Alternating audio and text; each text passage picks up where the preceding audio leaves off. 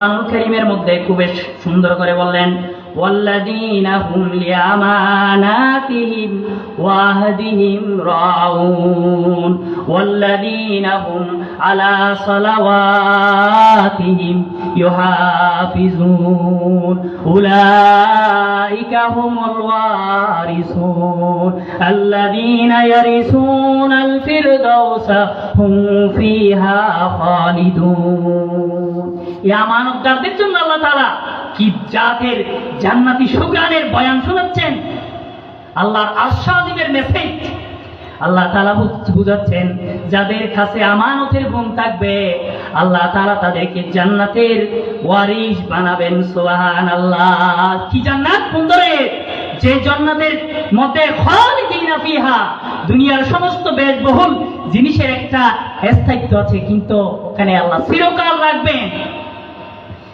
প্রিয় হাজিরিন, রাসূল আকরাম সাল্লাল্লাহু আলাইহি ওয়াসাল্লাম ইরশাদ করেছেন যে খালেস কোন মুনাফিককে যদি আপনি দেখতে চান, তার মধ্যে 7টা আলামত দেখলে আপনি বুঝবেন সে মুনাফিক।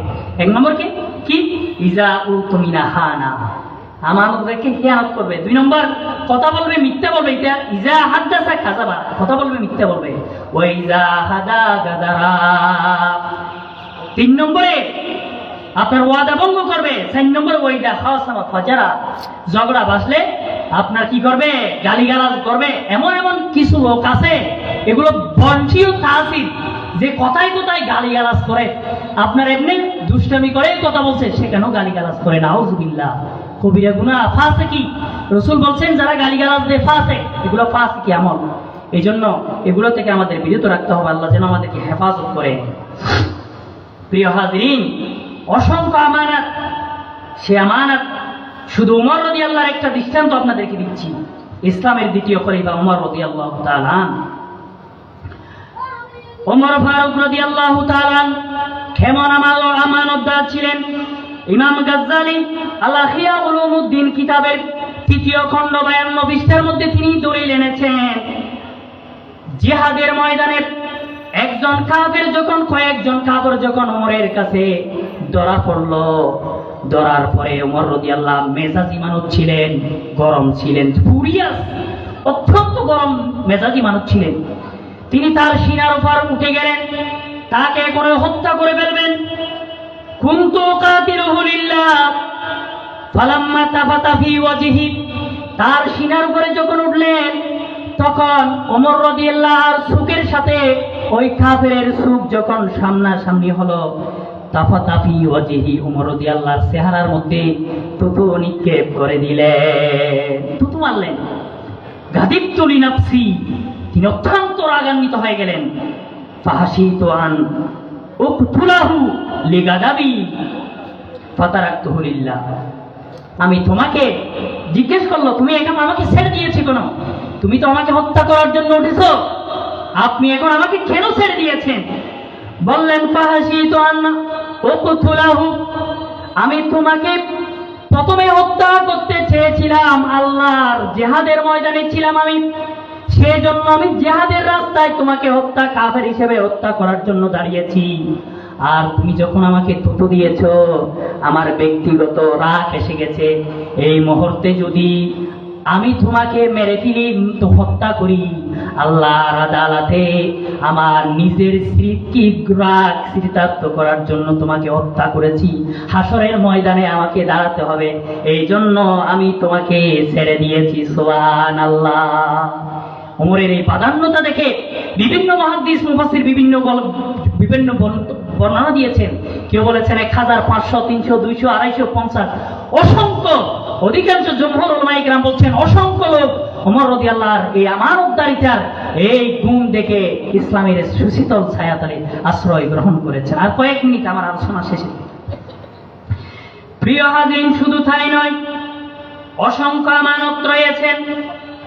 আমানতগুলো আমি আপনাদেরকে বলছি যে আল্লাহর নবীর আমানতদারিতা হাজারে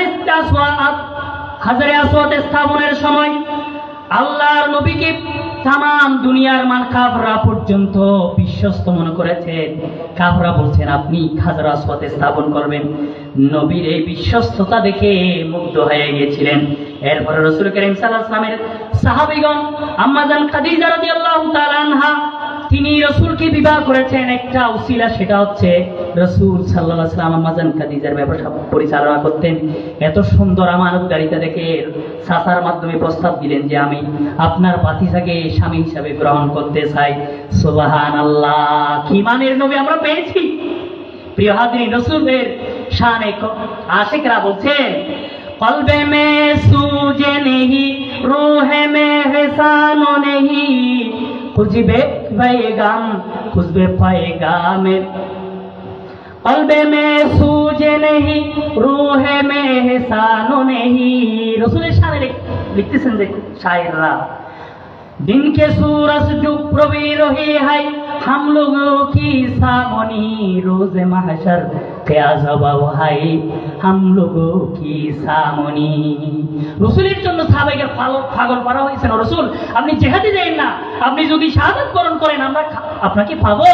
এভাবে তারা আল্লাহ রসুলের আশিকরা বলছেন। আর এক আশিক বলছেন, প্রাণের অধিক বেশি যার দাম, रहमतल लिल आलमीन, जानो कि तुम रात हर नाम, रहमतल लिल आलमीन।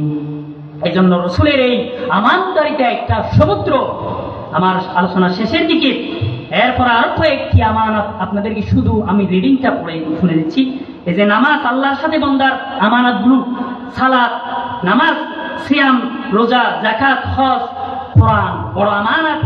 প্রিয় হাজরিন, আল্লাহ তাআলা শেষ আমার আলোচনা, এই যে কোরআনুল কারীম আল্লাহ তাআলা পাহাড়ের মধ্যে দিতে চাইছিলেন, আমানতের সবচেয়ে শক্তিশালী এই বক্তব্য আল্লাহ তাআলার এই কালাম আহজাবের ৭২ নম্বর আয়াতে এসেছে। এই কোরআনকে আল্লাহ তাআলা পাহাড়ে দিতে চেয়েছিলেন, পাহাড় কান্না শুরু করলো, বললেন যে এটা আমরা পারবো না, এটা ভারী বোঝা। ইন্না আরাদনাল আমানাতা আলাস সামাওয়াতি ওয়াল আরদি ওয়াল জিবাল। আল্লাহ তাআলা শেষ পর্যন্ত ফাআবাইনা, তারা স্বীকার করলেন, আইয়াহমিলনাহা, এই বহন বোঝা, ভারী বোঝার দায়িত্ব নিয়েছিলেন মানব জাতি। আল্লাহ তাআলা শেষে বলছেন জুলুমান জাহুরা, কিন্তু তারা জানেন, অজ্ঞ। আমার কোরআন পাওয়ার পরও তারা এই কোরআনের ব্যাপারে তাদের কি নাই, তাদের বোঝ জ্ঞান নাই। প্রিয় হাজরিন, এই বিশাল একটা আমানত হচ্ছে আল্লাহর এই কালাম। এই জন্য আসুন এই আমানতগুলো আমরা রক্ষা করি। এরপর ৬ নম্বর আমানত ঈমান, ৭ নম্বর